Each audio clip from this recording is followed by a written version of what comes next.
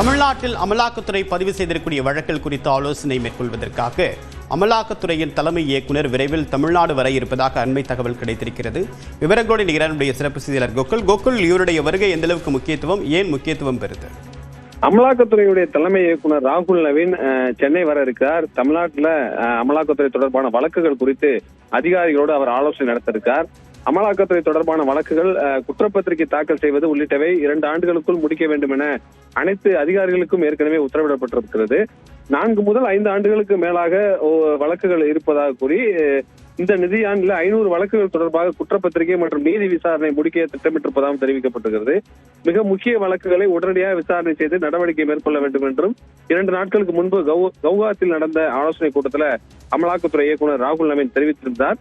இந்த நிலையில தமிழ்நாட்டில் சட்டப்பேரவை தேர்தல் நெருங்கக்கூடிய நிலையில அமலாக்கத்துறை இயக்குநர் ராகுல் நவீன் தமிழகம் தொடர்பான வழக்குகள் குறித்து இன்று ஆலோசனை நடத்த வருகை இருக்கிறது ஒரு முக்கியத்துவம் வாய்ந்த நிகழ்வாக பார்க்கப்படுகிறது.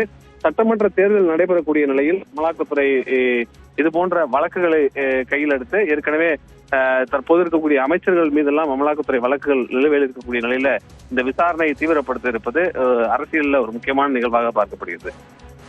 விரிவான தகவலுக்கு நன்றி கோகுல்.